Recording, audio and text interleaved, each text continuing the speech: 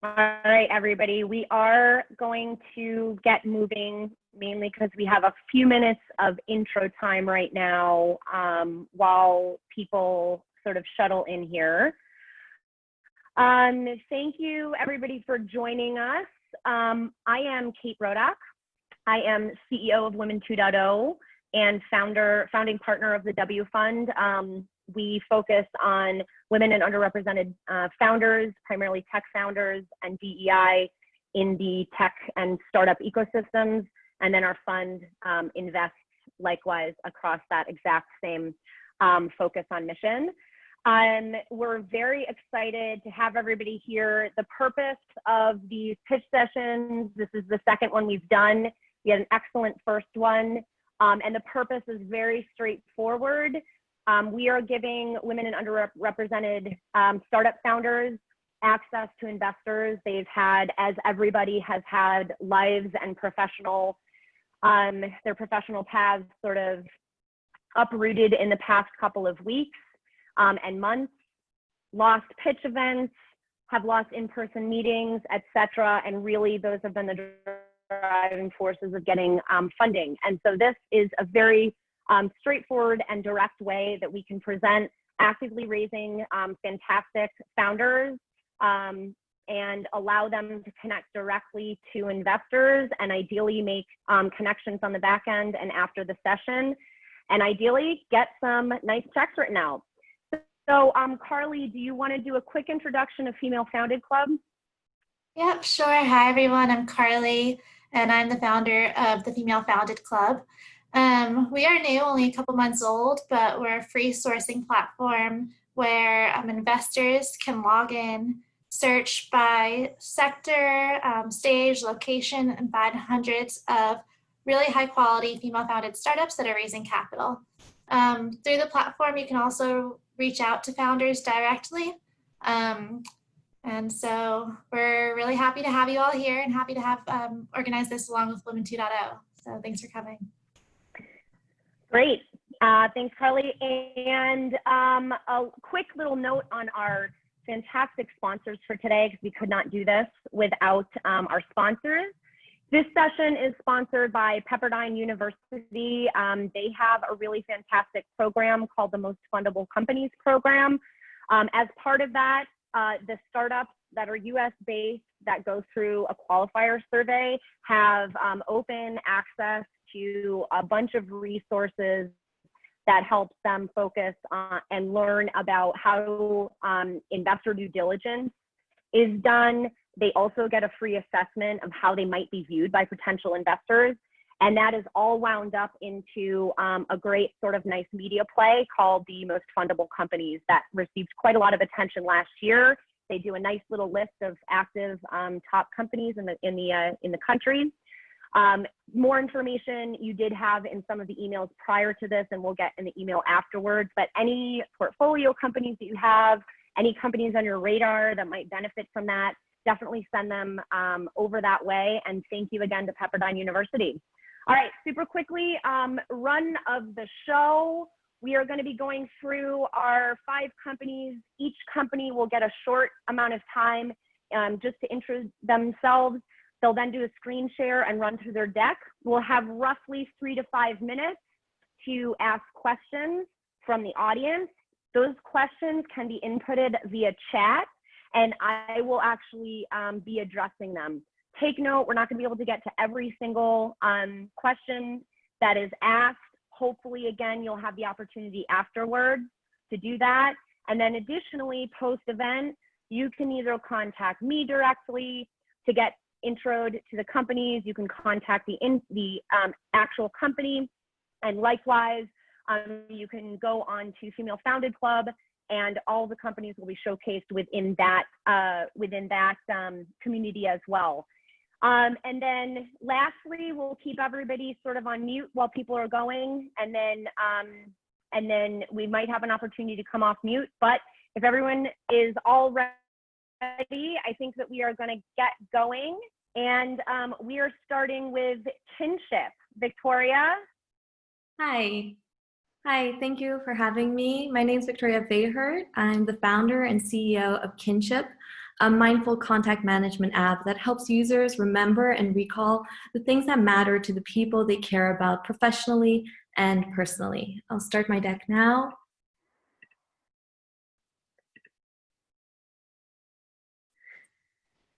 This is our team. My first startup, I founded, scaled, and successfully exited a 12-store restaurant chain in Poland. My co-founder, Matt Powell, has 20 plus years leading software design and engineering for startups and dozens of Fortune 100 brands. Jonah Bloom has led marketing strategy for Amex, Belvedere, Vanguard, among others. And David Porzio has driven revenue for startups including Blue Carrot, Mindbody Green, and Translator. When I started working on my first business, the healthy fast food restaurant chain, I started to realize how tough it was to remember all the facts about the people I was meeting, who introduced us, when someone has an exit and could potentially invest in my business, and to remember to reach out to them, details of my employees' lives, and so forth. I realized that Google and Facebook are great for finding public available information about people, but there's not a great digital tool to help store, organize, and search all the little details you want to remember about people to build better professional and personal relationships. Hence, we created Kinship. Victoria? Yes? Victoria, I'm so sorry to interrupt you, but it doesn't look like your screen is being shared. Oh, I'm so sorry. Yes, let me see. It's okay. I wanted to make sure you had that. And Okay. I'm so sorry for the interruption. No worries. Let's go here. Is that sharing? Hold on. Something. Okay. How's that? Got it. It should be at Okay. the top. Yep, you got it. Okay. I'll do, here we go. There. So as I told you about my co-founders and the business I started, realizing the importance of having a tool to remember all those little details about people. And hence I created Kinship, a relationship management tool to help people remember and act on the things that yield stronger professional and personal bonds. We interviewed a lot of people that are extremely successful at relationship-intensive jobs, like wealth managers, lawyers, journalists, high-end retail associates. We found out they all have systems to remember things that are important to people that matter to them. But they all said their systems are deeply flawed. They're a patchwork of Excels, notes and calendars, and so forth. They're not connected with one another. They're difficult to search. They're time-consuming to maintain, and they're hard to add to on the go. Hence, the first thing when creating Kinship was important to make it really easy to put in data. You can voice capture through audio files that are transcribed. You can email Kinship, text Kinship, use voice smart speakers to input to Kinship, as well as add images. We also know how important it is to organize that data, and hence we're connected to users' calendars, contacts, and location, and with the help of machine learning and Google Knowledge Graph, we provide easy multiple choice questions, yes and no questions to help organize all that data. We also know that people don't fit into form fields. Every user can create their own type of groups, skiing buddies, investors, buyers, as well as the facts that are important to them, spouses' names, partners' names. We also know we don't always remember exactly what we're searching for. Who is the guy I met that liked whiskey? Kinship will tell you Scott that likes Jameson because it knows that Jameson is a whiskey. We also know that it's hard to stay in touch, so you can put in soft reminders to be in touch every month, every year, every 2 years, and it also tells you what meetings are coming up so you can check your last notes on the individual. We're also integrated with Google, Apple, Microsoft Outlook so that all your people stuff is up to date. There are a lot of relationship-intensive jobs, wealth managers, high-end retail associates, but we want an initial target audience that really relies on building relationships for a living because we'll know they'll care. We also want them to already keep notes so we don't have to change a behavior. And also we need to know that their tool isn't good enough. So we found that realtors are an ideal audience. There are over 2 million in the US. Relationships are the #1 reason for success. They rely on commissions. And the #1 source of business are referrals, so they need to constantly be in touch with their network and be top of mind. We also have really good connections with real estate companies like Douglas Elliman, Compass, so we'll be doing enterprise sales, but also some direct marketing to those realtors so that they already know about Kinship and are more likely to use it. Beyond realtors, we're going to go for other relationship-intensive U.S. professionals. There are over 40 million in just the U.S. and over 300 million globally. And hopefully we'll help others that want to build better relationships. We do not sell anyone's data. We do not do in-app advertisement. Hence, there's a monthly subscription of $7 per month per user. The first 30 days are free, and then with each referral, you get another 30 days free.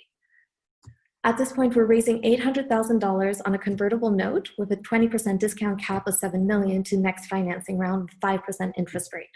The funding is to help us with post-beta feature development, design upgrades, upgrading our website, enterprise sales to real estate companies and other relationship-intensive organizations, and acquiring 42,000 users by the end of this year. We're closing around mid-June. Thank you.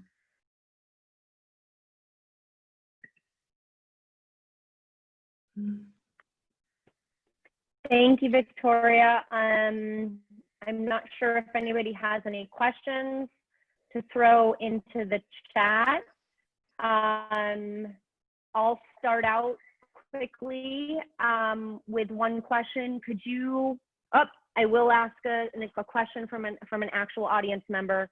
How many users do you actually have on the platform, Victoria? Right now, we're in a closed beta and test flight, and we have almost 200 users trying it from all these relationship-intensive sectors, but also realtors who will be then giving it to their teams as we launch in the App Store end of May. Great, and additional traction marks that you might be able to point to? Yes, we're in conversations also with enterprises. So we're in conversation with a few major real estate companies in the US and negotiating contracts so that they buy Kinship for their employees.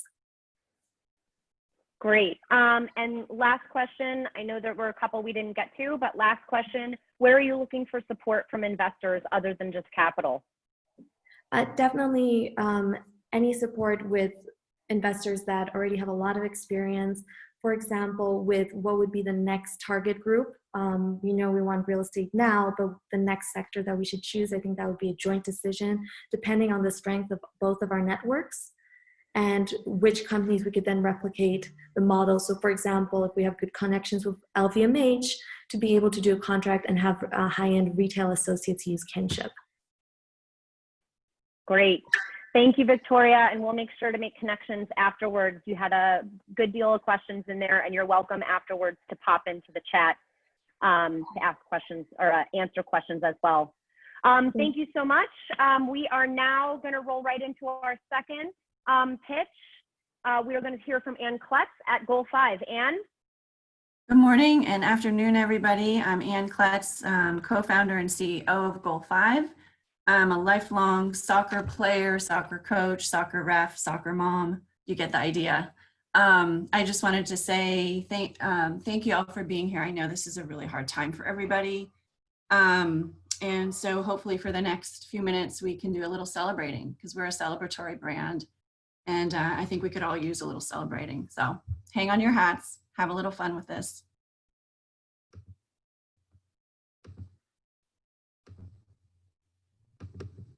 All right, can everybody see my screen, my deck? Yep, we can see. Okay. All right, so Goal 5, we are the soccer-inspired apparel brand for her. And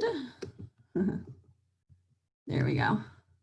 Our mission, we exist to celebrate, elevate, and inspire female athletes' greatness. The reason we're here is we were really tired of men's clothing, hard to believe, but still in 2020, we have to wear a takedown for men's clothing. They call it shrink and pink in the industry. These are real pictures of girls and women who are having to wear men's clothing out on the field. And you can see it if you go out to any soccer field, the girls are modifying all their clothes by rolling their shorts and their sleeves and their shirts. So our solution was to produce beautiful premium quality product that fits her, is also innovative and stylish. And this is probably the big question in everybody's mind. So I'll spend a little time here and could come back to it, but really, you know, how can we defend ourselves against kind of the big boys? We are a challenger brand. Basically, the bigger brands went with a lower price point to mass produce, and so they sacrificed quality. We're really about premium quality. Number two, we're nimble and we can change quickly with the trends. They're really enormous and it's really hard for those big brands to pivot quickly. Thirdly, and I think one of the most important points is that we are by her, for her. And a lot of these other big boys are all male-led, and their focus customer is really the male. Last, we are a mission-driven company completely from day one in our DNA. And a lot of times other companies are talking about mission, but it's a little bit more of a side hustle, and millennials and other customers can see through that. Our market size, so we could see there's billions of people watching women's soccer. Title IX, really important. Our customer now, there's 2 generations of girls and women who have now played sports their entire lives. And soccer.com told us that the average girl will spend about $300 on her soccer gear outside of her uniform and her cleats. So that gives us multiplying participation numbers in the US and Canada, a $4.5 billion market. And if you think about it, there really is no company that's really focused on the female athlete who plays sports.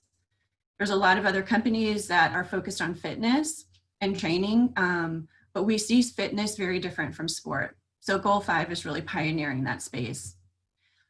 So this is just another quick one on the market size. Just in soccer, we're talking about a $4.5 billion market, but we're also playing in the women's athletic apparel market, which is somewhere in the neighborhood, I think now of about 26 billion. Here's a quick comp.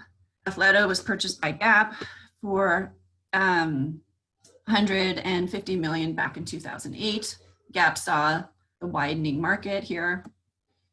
How we win, I talked a little bit already of this, but premium product, by her, for her, and mission driven. This is our product. So Lululemon built their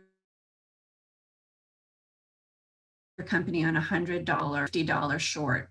And this short is going, it's been selling like crazy for the last couple of years. We haven't been able to keep it in stock. We only are in stock in 1 color, and we sold 153 yesterday alone with that 1 short. We are a D2C company. We will be omni-channel, but really getting our foundation and our roots in D2C. We'll move forward in the future with very few select retail partners and some brick and mortars in certain markets that are for sales, but also very experiential. We're just launching this year team sales. We had a coach come on to soccer.com, which is one of our retail partners, then contact us to see if we did discounts for teams. We said we did. That day he purchased $800 worth of gear for his team.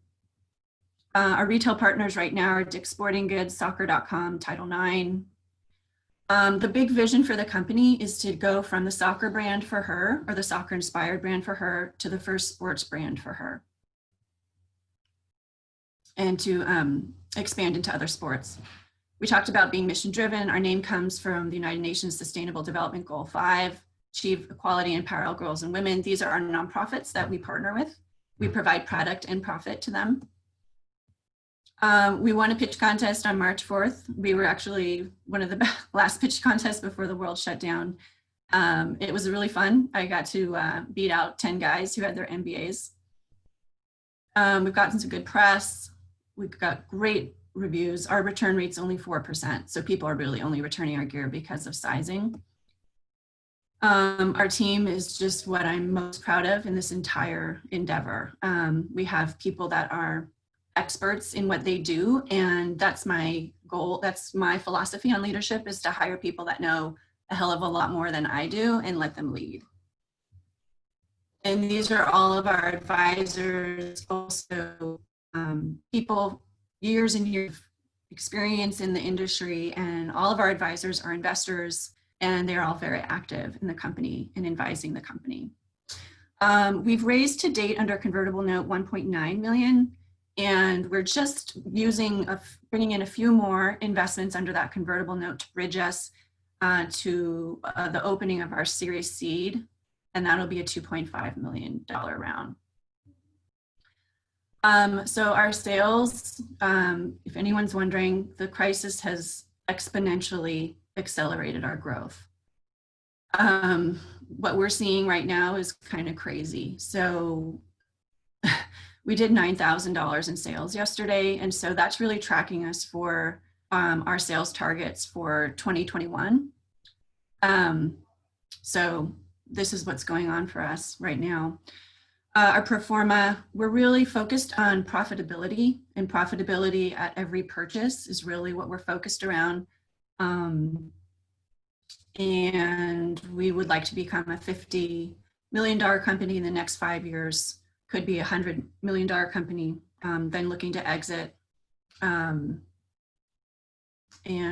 that's it. So join us and let's make history. Thanks, Anne. I don't know if anybody has any quick questions for Anne. One question from Lynn Ann Grease, where do you manufacture? Good question. Fortunately, we had really diversified our factories. So one of our manufacturers is in Canada and the other one is in Mexico. But if we're continuing to grow at this rate next year, our Mexico factory has partners in Cambodia and Vietnam and Jordan. And so we're talking to them potentially about doing some of our production overseas, but we'll continue to really diversify because in this crisis with such an impact on supply chain, having several factories is really imperative. Great. And last quick question I'll ask, because you addressed kind of what's happening with the company now. You had highlighted team sports, especially college, high school. What do you attribute to your huge growth in sales now? Is it a simple buying online, or have you been able to highlight that? Yeah, wow. I think it's like a combination of a lot of things. We had done 3 important things last year to get ready for this year to be a growth year. So we had taken our marketing from good to great, brought on some new experts in marketing, digital marketing. We had made sure that we had to, we're in inventory. We'd really just kind of gotten to the cycle of kind of going out of inventory, which was a good thing, but also a lot of lost sales. So making sure we're in inventory, and that was in establishing that new partnership with our factory down in Mexico. And then the crisis, yeah, I mean, there's more eyeballs online and price of ads has come down, but we've been able to maintain, all of the numbers are going up, not just our sales. Our ROAS is almost at a 3 now. So we're hitting our metric targets for 2021. Our repeat customer rate is like 28%. So it's just a combination, but we're just really getting, it's just great. It's saying now that we're getting out there, can prove even more that we have a desirable product. Great, Anne. Thank you so much. Next up, we've got Michelle at MyLibrarian. Hi, everyone. I'm founder of the book discovery product called MyLibrarian. Our app and book club service just launched this year in 2020. Our app is in our 4th version and is on test flight in private beta. I'm the author of 5 books, and I realized that whether you are indie or traditionally published, that book discovery is broken. Here I'm going to share my slides with everybody and then take you through our pitch. Bear with me for 1 minute. Okay. So when a librarian added my first book to a list, sales quadrupled. So we have created this librarian curated book recommendation engine that is a tool that we use at scale to provide more diverse, unique story suggestions. And we all know that information overload is a problem. All content is increasing yearly, and books published increase yearly, ebooks, audiobooks, paper books. And right now it's a $40 billion overall US market size for print and ebook sales. And our market is a 500 million serviceable, obtainable market for sales. And we are competing with social tools like Amazon Goodreads, who use cross-selling or read-alikes, but no recommendations refined by human curated expert data like the MyLibrarian platform does. And so our solution is that librarian recommendations, when aggregated into our data set, can be filtered through a book catalog. We leverage librarian book expertise at scale, and we have a machine learning artificial intelligence data training set, our librarian brain. And this takes the reference desk interview online. I don't know if you remember walking into a library and asking a librarian for a recommendation, but our app filters books by rating and keywords to recommend relevant picks. Librarians are trustworthy. During user testing, we found that 100% of users find recommendations from librarians more credible than Amazon. So we are, I'm sorry, hold on, bear with me. We're sustainable. We ensure more diverse and unbiased book artificial intelligence for generations to come. And according to social media, book lovers are clamoring for an alternative to Goodreads. The way social search and discovery works now is by popularity. People read what their friends are reading. This kind of echo chamber causes very real problems, the kind of which we saw in the last presidential election when we're in our own bubble of groupthink. Book clubs are often centered around a celebrity and based on one person's taste, and books that are traditionally published and promoted by traditional publishers. We are partnering with these clubs. We are working towards finalizing a partnership with the Celebrity Book Club right now, and we will sell to their overflow. These readers are voracious readers of genre fiction, like romance, literary, women's novels, mysteries, and after they read the book pick of the month, they will turn to our book picks in our app. And we're taking the book club to the next level. For the membership fee, we'll send you the monthly picks and assign you to a private online discussion group. We will scale our user base through these book clubs. We promote indie authors, and we have partnerships with them where we offer their books directly to our subscribers and split the profits. And as of January 2020, MyLibrarian is earning revenue. We found that during the current pandemic, readers are craving connection, and our online book club is filling a need for book discussion that they might have previously found in person. Users are trying tech tools for the first time and discovering our online Facebook author chats. And our environmentally friendly book club is 100% digital and packaging free. Sorry. We're scaling through the library community. There are 1 million librarians in the United States. And even if a fraction of them tell a few of their users, and they see thousands of users per month, we can scale through librarians who also believe that librarians are book experts. And when our community grows to 16K users, we will break even. Right now we have about 2,300 users in private beta. And I have a track record of scaling ideas and creating ideas that scale and stand the test of time. A magazine article that I wrote was turned into a TV show, which is a cool pop culture fact about me. And we have big plans for MyLibrarian. With the proper funding, our team, who includes 5 developers other than myself, we can invest in training our data model and implement a chatbot.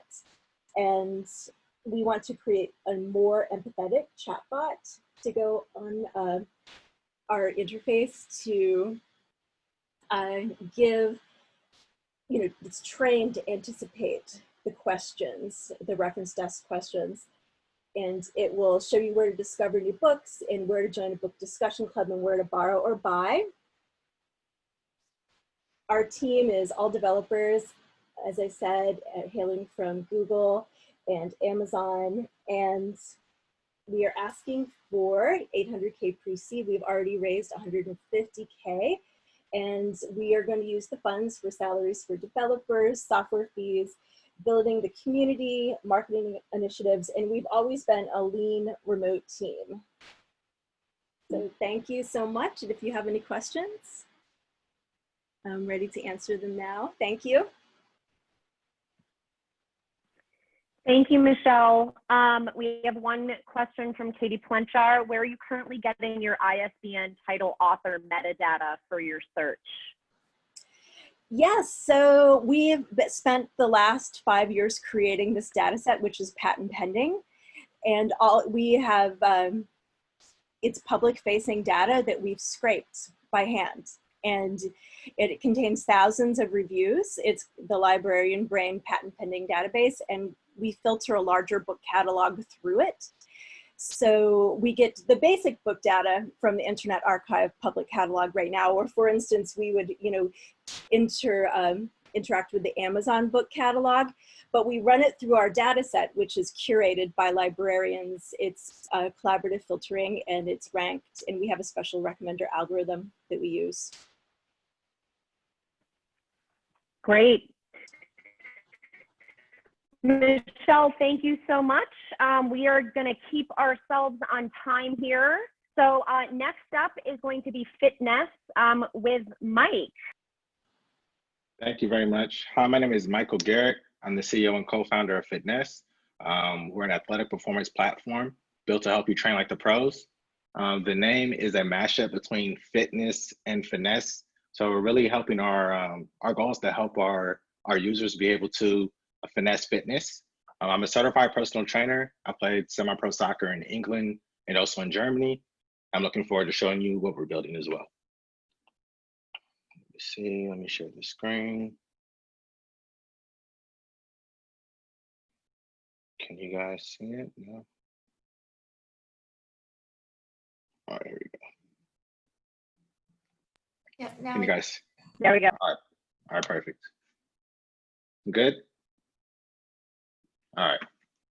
So Fitnesse is designed to help people maximize their full athletic potential through guided circuit training and access to a hub of athlete-inspired content and services.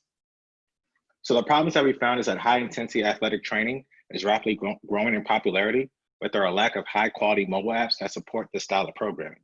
So myself as an athlete, I struggle to make exercise a regular habit. There was a lack of motivation, structure, and guidance.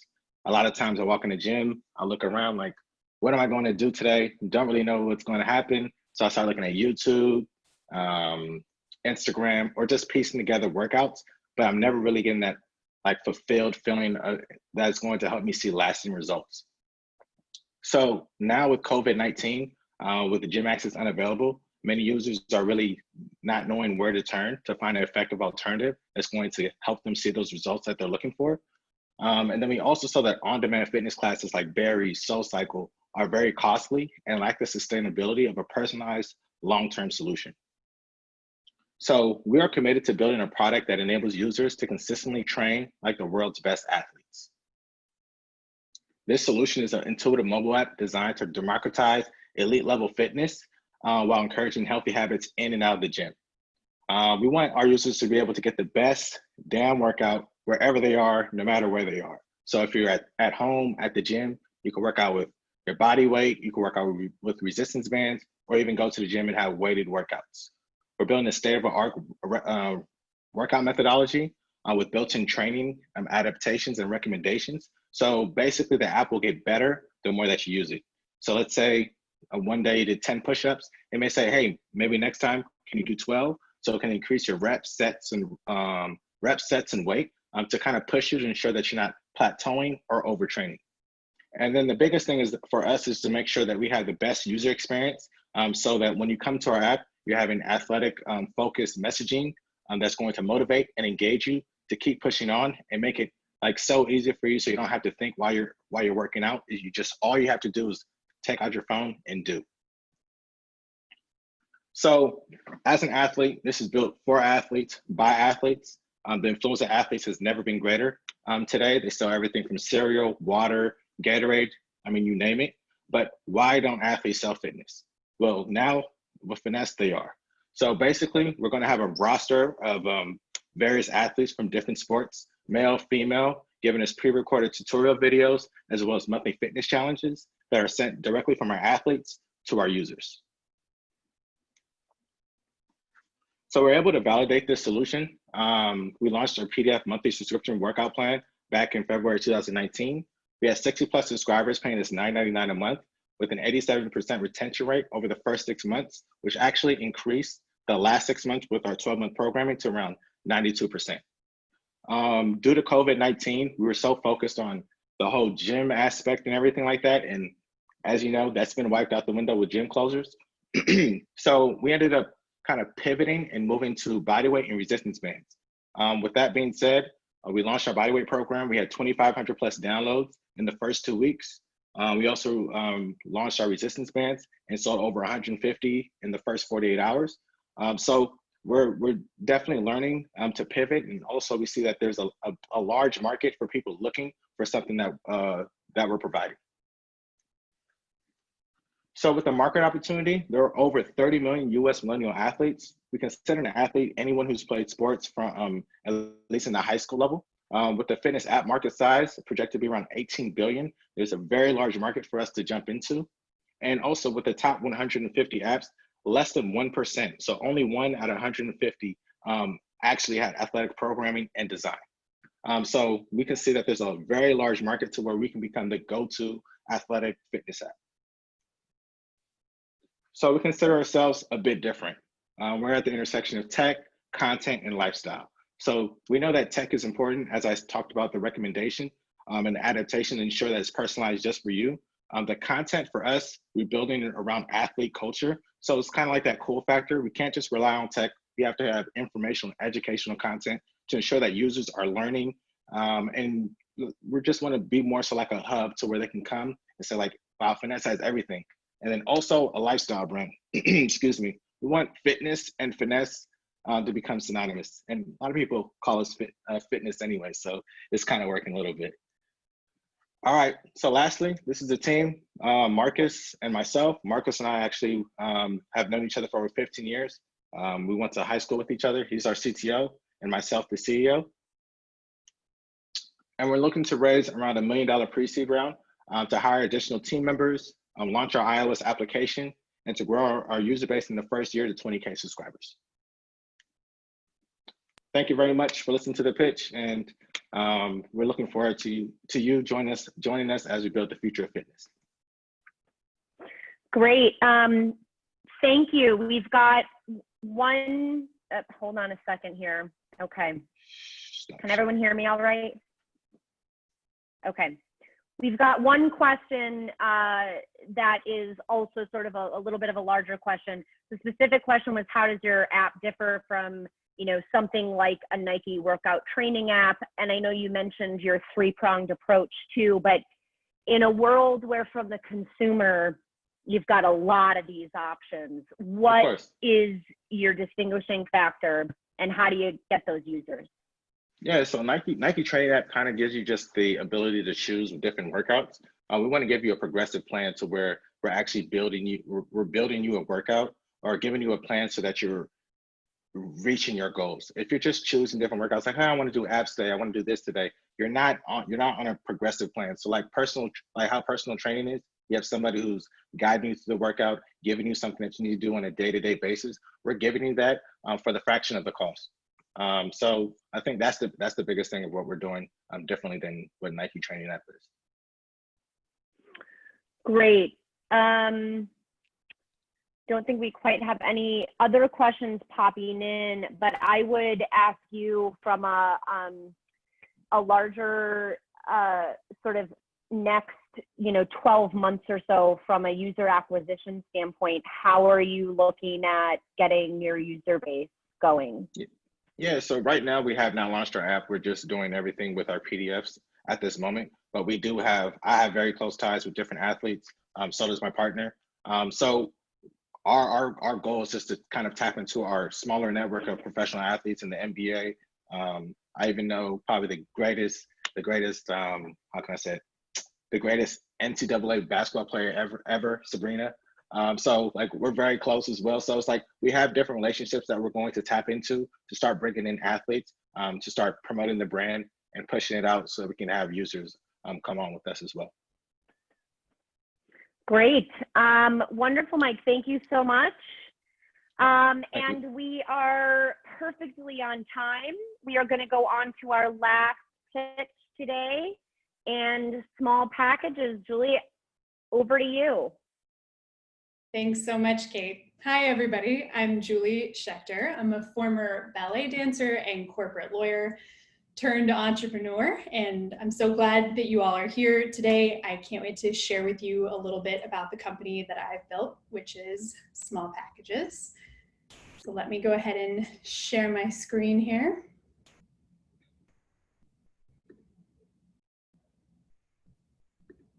Okay. So we have an epidemic in this country, not the one you're thinking of, although that's certainly not helping. I'm talking about the loneliness epidemic. Even in this age of rampant social media use, millennials are now the loneliest generation, with over 30% reporting feelings of extreme isolation. Why is that? Well, we live far from our communities of origin now, and we don't often have the time or the resources to maintain those bonds in person. As a former corporate attorney, I felt this way, and I hated being too busy and stressed to maintain my relationships in a meaningful way. So I created Small Packages. We're an e-commerce gift company, and we help customers send pre-curated care packages full of beautiful premium items, nothing cheesy, in under 5 minutes.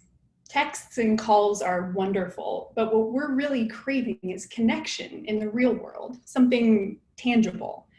And when you can't be there in person because of work or finances or COVID-19, we help you show up anyway with a physical gift that speaks to exactly what the person is going through. Something that says, I'm with you, I see you. How does it work? Super simple. Customers pick a type of box. We have everything from birthdays to sympathy, a price point, 35, 50, or 100. And then they type in the note that we'll handwrite in the card. That's it. And a personal gift goes out in the amount of time it takes you to brew your coffee. Our market is huge. The US gift market, I'm talking Mother's Day, engagement gifts, baby presents, is valued at over $131 billion. But that's not even taking into account the way that we're enlarging the market.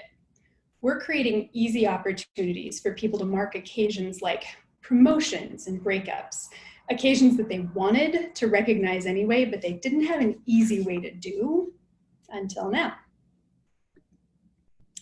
Are we the only gift service out there? Of course not. But we're approaching the market differently by solving for the 3 main pain points of gifting, which are time, money, and decision fatigue. Our care packages can be ordered in under 5 minutes. They're all mass market affordable, and each is pre-curated for a specific occasion. Our streamlined user experience means that we become our customers' default option. Since launching in December of 2018, we've brought in over $170,000 in revenue. We've worked with Glamour magazine, and we won an award from Shark Tank's Barbara Corcoran.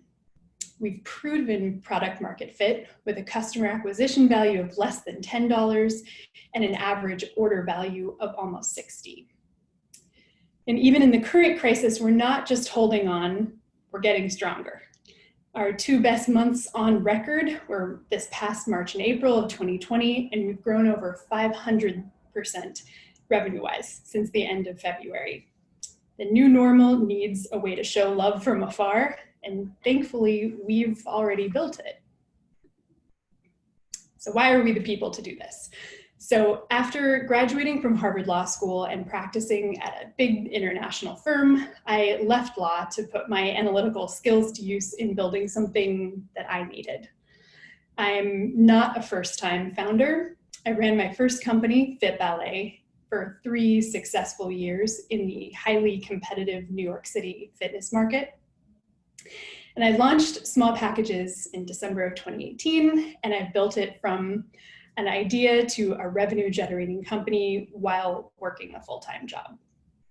I've curated a team of beautiful, brilliant people who have worked at some of the top consumer-facing companies.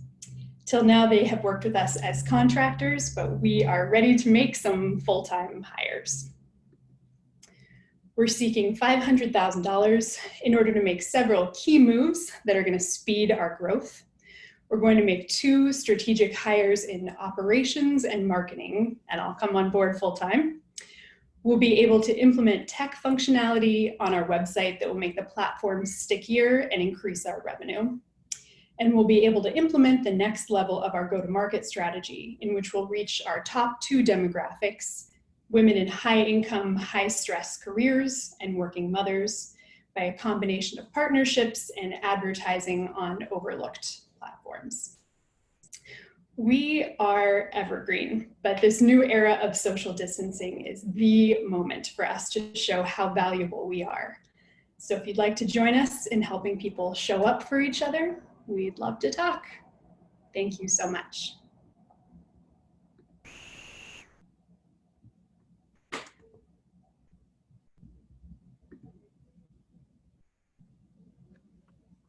Great, thank you. Don't see quite any questions coming in yet. Everybody can put questions in for Julie into the chat right now. Julie, you had a couple of highlights in terms of your traction, but do you have anything more in terms of great traction points? I know you got some great press and a few others, but anything else you want to expand on in terms of traction?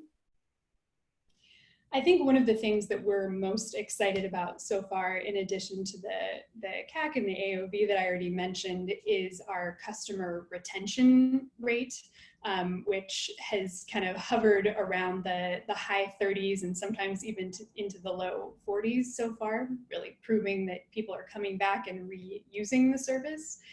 And also, we're really excited about just sort of the built-in growth generator of, one person buys a package and it's getting sent to someone else. So we sort of have inherent marking built into our business model. Great. And we do have one other question coming in. Where is your operation based out of? Is it based out of New York?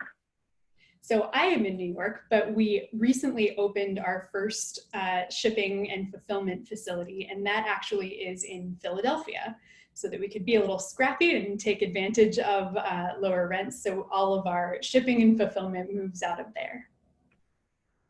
Great. And related, another question is, how do you source your gifts? And what are some of the most common gifts?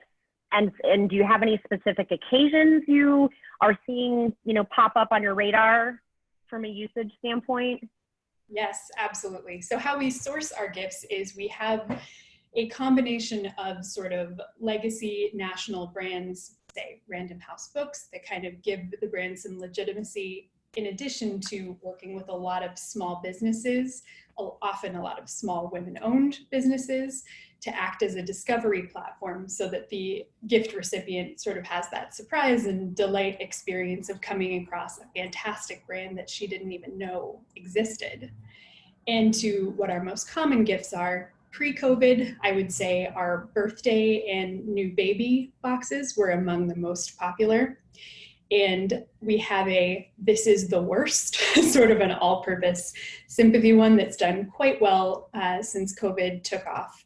But we actually have been able to be pretty nimble and introduce 2 new boxes since the quarantine started. One's a cozy at home box to help people be more comfortable during the quarantine.